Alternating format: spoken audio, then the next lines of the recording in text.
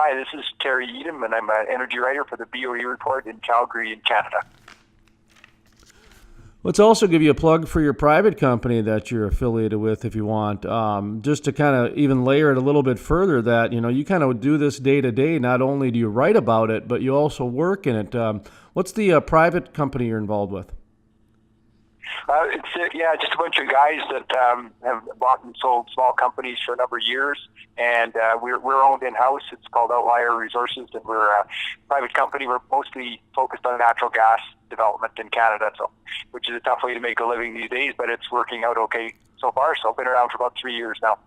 Oh, I think the natural gas industry is going to be the tortoise one versus the hare, where that one's going to pay off. I mean, if people are still hanging around when you can get, natural gas for a quarter and that sort of thing, it's only got room to go up, and that's going to make a lot of the natural gas investments pay off. Who knows when, though? That's the problem. It just seems like who can not hemorrhage the most and kind of go through some of these low prices. Anyway, sorry to kind of editorialize there for a second, but what's your outlook on natural gas? I guess you write about it, you're involved with it. I think it's it's right now it might be down a little bit, but I think overall it's going to look pretty good. I think you're right. I think a lot of places on a macro level it's viewed as kind of the fuel of the future, because it can meet the needs of the environmental side as well as just being a good clean burning fuel, and there is a relative abundance for sure. So I think it does have a good future. I think it's had a few hard years here, mostly a victim of its own success, because the Marcellus Utica region in particular has been so prolific, and then the rise of associated gas through the Permian and Bakken and other plays has created a bit of a glut of it for the shorter term. So, but I think the future does look very good. Well, in the Bakken, which you mentioned, there's so much flaring that they actually relaxed the regulations in favor of industry. And I'm looking at your column that you wrote here for the BOE Report, which is 7 Marcellus natural gas myths, or You're Playing with Fire, America, which prompted me to get in touch with you to just talk a little bit about natural gas, what's going on out there. So I don't know if you have any comments on the recent regulations in the Bakken as far as the relaxing of them like I said, that favors industry, or maybe even the Marcellus one. But talk to me a little bit about your column and what kind of led you to write this. Well, what led me to write it was intended as a bit of a wake-up call, because there's it seems to be the notion has permeated the entire media sphere that we have a 100-year supply of gas that North America does, and that it's going to be cheap forever. The phrase just-in-time gas gets bandied around now. I've heard it in some publications, a reference to the fact that we may not even need as much natural gas storage as we have in the past, because of this huge supply of wealth that can bring on as much gas as we need it whenever we need it. And that's it seems a bit of a dangerous thing to get too hypnotized by, because as we can see now in the United States, we've entered the winter with the lowest natural gas storage in 15 years. And if it's a warm winter, everything will be fine. If it's a cold winter, for example, if we withdraw as much gas from storage as we did in the 2013-2014 year, we would completely drain natural gas storage supplies in the United States. And that would be, and that's what I mentioned in the column, is that I think people should be aware of what that would look like. If you imagine Chicago running out of gas in February, for example, I can't even picture what that would look like, but it is a possibility. And it's not fear-mongering to say that, because people have become so hypnotized by the bountiful supplies to just keep coming, even though prices are low. But I think that might not go on forever. Well, let's talk about what moves it around. Of course, in crude oil, there's been a bottleneck, and pipelines have made the news. They're building a lot of pipelines. In the Bakken, they're building some gas processing plants, which is going to help. But I go back to the natural gas pipelines. Is there any bottlenecking going on, or is there too much gas being produced? Obviously in the Bakken there is. That's why there's so much flaring. But how about Marcellus, other places? What are you hearing about the pipelining when it comes to natural gas? Yeah, the pipelining is an interesting aspect because it hasn't kept pace with the development, which is understandable. If you look at the Marcellus going from essentially 0 to 30 BCF a day in a dozen years, which is just absolutely unprecedented. So there wasn't pipeline infrastructure to deal with that. You couldn't imagine that 15 years ago. And same as the Bakken, the amount of gas coming out of the Bakken, and the Permian also, which has been kind of caught. So the development of these resources can far outstrip the ability of pipelines to get built. So there has been bottlenecks, and for a long time, in the article I show a chart about how the Marcellus was bottlenecked for years. It looks like that's finally broken free. There's enough takeaway capacity now, which has just happened, well, in this past year even. So the Marcellus is looking in better shape as far as being able to get to market. Bakken is in the same situation, bottlenecked, and like you said, they're having to flare. And the Permian is a very big issue there. There's talk that it might even constrain oil output if they can't deal with the gas properly, if they can't get enough flaring permission, or if the lines to Mexico or out west aren't built in time. So the development of these fields that's happening so quickly does create localized bottlenecks for sure, and it just takes time for them to get worked out. But a byproduct of those bottlenecks is some very strange pricing situations where you'll get, and up here in Canada we have it too with the associated gas, with the Montney and the Duvernay are big plays up here, and there's so much gas being produced, the gas has gone negative in price here in Canada in the past year, and right now it's trading at like 30 cents per 1,000 cubic feet, which is ridiculously low, but it's just another bottleneck. So, like in the Bakken, for example, a lot of times you look at a chart at the production of a well, and it goes down pretty fast. It's got big numbers in the beginning, then it kind of goes down, and then they just stop drilling it, and so then they either come back and they can refrac it as a method once the technology changes, or they figure out a different solution, something like that. And then, of course, you've got, your DUCs, your drilled but uncompleted inventory, that sort of thing, to where, to me, those are like two, I guess, creators of natural gas. But if you're flaring so much of it in the Bakken, for example, where there's such a sharp decline in production after it's initially done, my question is if there's projections of Chicago, potentially could have some, somebody like Chicago could potentially have, shortages of natural gas. And the way that we've drilling is now changed the harvesting or the flow of natural gas. Do you understand what I'm getting at, to where are we running out of storage units for our natural gas between the DUCs and the refracs? I think so, and I think some people have viewed DUCs as the storage, which doesn't necessarily work either, because it doesn't mean that the gas can get from where it's being produced to where it's needed. And that's the biggest issue. Like the Bakken gas, like you say, it's essentially has no value if it's being flared, right? So that means it can't get anywhere to a useful market where it would be worth something. So it becomes stranded, and then the rate of change, I think, makes it difficult for everyone. Like you say, at what rate will DUCs get drawn down? What will that mean for gas production? Will that stabilize? Do these reservoirs get gassier over time? And these things can happen fairly quickly over a number of 2, 3, or 4 years. And as anyone who's tried to build a pipeline would know, it takes a long time to get a pipeline built, if you can build one at all. So by the time you can put something in place to react to the production situation in a given area, the dynamics might have changed again. And we're seeing that with LNG export as well, which is upsetting the apple cart in some ways too. It's a good thing. It allows producers to access world prices, but it rearranges the flow of gas again. So it's a very, very dynamic market. Is there a price point that natural gas people are looking for? Obviously, the consumer loves having the low natural gas prices. I mean, yes, they absolutely love this. But at the same time, if all of a sudden it was like $2 higher, you'd probably see a lot more reduction of flaring, because that would increase more capital for companies to invest in the natural gas market. Do you understand what I mean? Is there a price point that natural gas industry is looking for? I think you're absolutely right, and if we could see that, then but it would have to be a sustained price, and that's the problem right now. Yeah. Is that there's no sustained price. The forward curve price, the future prices for natural gas, they crater after this winter. They've gone up because of this potential shortage. So we have high gas prices now for the next 3 months, and then they go right back down to where they always have been.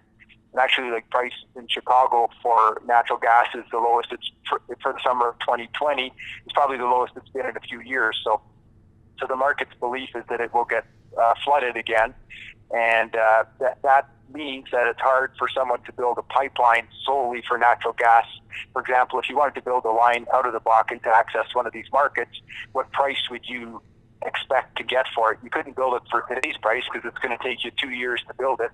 So you look at the forward prices and they look terrible, and so you think, well, why would I even bother? And I think that's a big problem right now. So you're right, $2 more, a sustained price of $2 more would be great, and then that would see things like that happen. The Bakken might be able to do something productive with that gas. But until we see that happen, the danger, if prices on the forward curves rose by $2 now, then that might accelerate drilling in the Marcellus again, which would flood the market again, which is why the forward curves are the way they are. There's an expectation that if there's any sustained, prolonged price increase, then the flood of gas will come back. So. Yeah, it almost seems like, there's a social engineering that's been done, and I don't want to make it sound like a bait and switch or anything, but, for the past 10 years, we've had very good low natural gas prices. I mean, extreme, like almost record. Absolutely. And at the same time, they've offered tax credits, and they've really gone the way to make sure people get natural gas furnaces put in, at least up in the northern part of the United States. So there was a big push. I mean, we spent government money to, have marketing campaigns to get people to invest in natural gas furnaces from, the old coal ones and the old Yes. fuel oil and that sort of thing. It just seems like, after 10 years of getting everybody to make these changes, that, adding $1 to the natural gas prices would really just add an economic surge to the natural gas industry. Because I remember Lee Tillman telling me, the president of Marathon Oil, that it's really expensive to ship, a molecule, a hydrocarbon molecule from the Bakken to South America. So it takes some, some capital and some investment to really make the natural gas market viable, and that's a problem. It's just been cheap, and not a lot of people can invest when they don't get a big return back. So anyway, sorry, I just wanted to ask about the pricing a little bit, because it's kind of a double-edged sword, because it's what's good for the consumer is not necessarily good for the industry. Absolutely, and it has great potential for problems because, as you say, you get a lot of communities or counties or whatever that convert to natural gas, and then that's a long-term proposition, right? It's not something you turn on and off over 6 months. When you connect, you connect. There's a lot of infrastructure that goes into that, so it requires a big capital commitment, and then it requires the expectation that this is going to be around for decades to come, for the investment to pay for itself. And so we just don't have the price incentive to get all of that infrastructure growing again to make sure that that's aligned properly. Now, there are gas resources, and in some parts of the country, like you say, the Bakken and in the Permian and other places where it's solution gas, where the oil is the valuable part and the gas is the byproduct, then the challenge is to tap that efficiently to make best use of that for the country, actually, because it's a non-renewable resource, and it is valuable. Cheap energy is really taken for granted, and the more we can utilize it, the better for everyone. So I did want to ask you about that. In fact, that was going to be my next question. Was in your column that you write for the BOE Report, you say solution gas will save the day, and I got to be honest. I feel kind of silly. I've never seen that term solution gas before. So what is solution gas, and talk about how it's going to save the day? Oh, well, solution gas, or it might be called associated gas, but most wells, when they're drilled, produce both natural gas and oil. Like, even if you drill an oil well, it is a bit of a common misconception that an oil well is an oil well and a gas well is a gas well, but quite often they produce both. The Permian is the biggest example, but also the Bakken as well. The Bakken is primarily an oil play. As people know, there's a lot of oil that comes out of it, great oil wells, but it also produces a lot of natural gas as a byproduct. So the sheer volume that's coming out, I think the Bakken produces several BCF a day of gas. The Permian produces something like 10 BCF a day of gas, which is huge, and it wasn't there 5 or 10 years ago. So, and it is almost a waste product where you're trying to get the oil out because the oil has the economic value.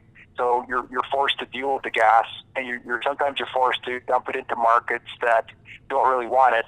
But you keep producing it because the oil is worth a lot of money. And that's exactly what's happening up here in Canada too. The companies are drilling to get oil and the natural gas liquid primarily, and then they just dump the gas on the market for whatever they can get for it. And essentially, sometimes companies are almost willing to give it away because the oil is a valuable part, and you have to, either you can flare it or you have to produce it and put it into a pipeline somewhere. So if the regulations that allowed an increase in flaring were actually the aim of that was to allow more oil to be produced, because if you force companies to conserve the gas and say no, you can't flare it, then that can limit oil production as well. So that's the associated gas in a nutshell, and it just comes along with the oil, and you have to deal with it.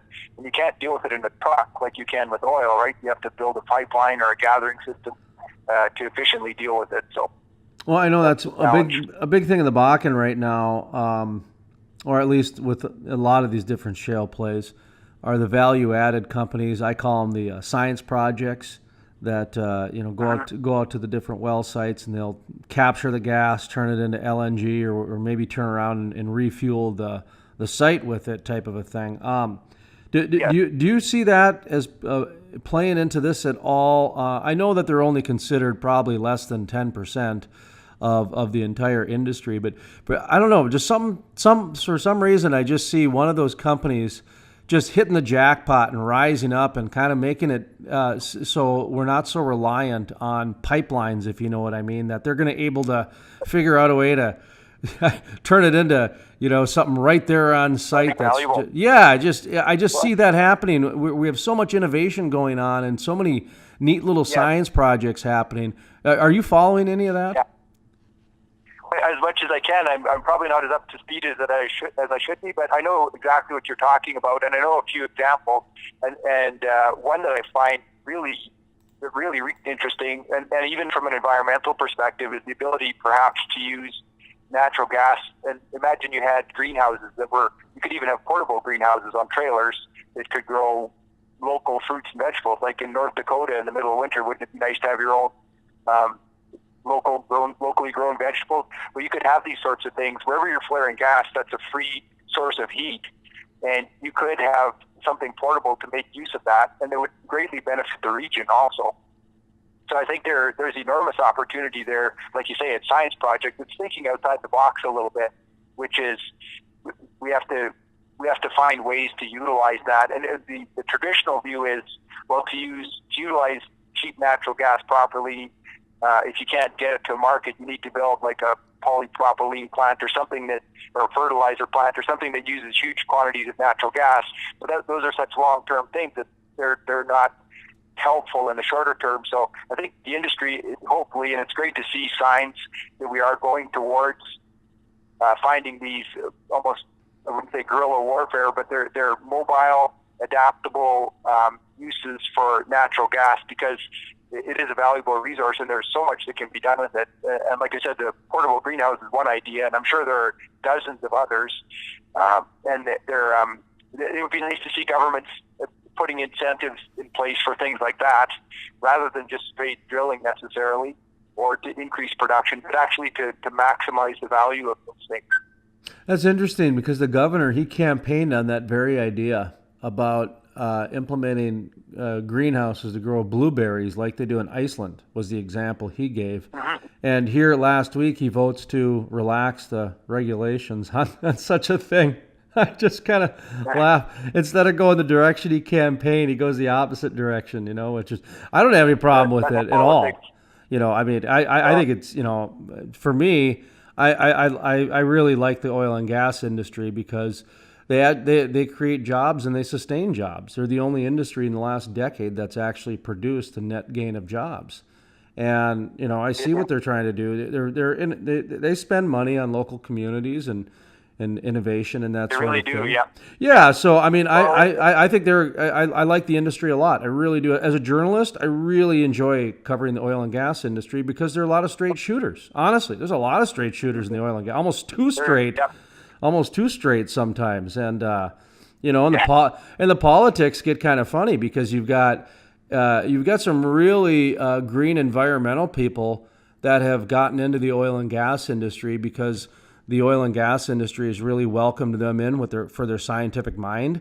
And then you've got the other side, which the Tea Party is liberal. They're just really conservative, and so they don't want to think of change at all. So anyway, I find the industry to be really interesting. But kind of wrapping up your final thoughts. What do you want people to kind of take away from, or just what either reiterate or talk about something new? Just kind of like to give people final thoughts on what we were talking about. Just kind of the future and in the short term and long term future of natural gas, I guess. Oh, sure. So I guess in the short term, I was thinking that the point of the article was to make people think a little bit. If they believe that we have a near infinite supply of cheap natural gas, to make them think twice about that, and also to make people realize just how valuable natural gas is. And people don't think of that in winter. You walk into a warm building and you're not grateful because it's heated by natural gas, but we really should be. Most of the U.S.'s population should be. So it's a bit to help people not take it for granted, and also just to catalyze discussions like you're talking about at the end here. Like, that's phenomenal. If we can find ways to utilize natural gas properly, and then that helps with the whole environmental debate as well. If the energy industry shows that they're taking steps forward like that, then that helps with our ability to keep going. There's a lot of groups out there that want to kill off fossil fuels, which we can't because we rely on them for survival. But we can certainly make them greener and more efficient. And instead of flaring gas, maybe we can be doing something great with that and adding some real value to the economy.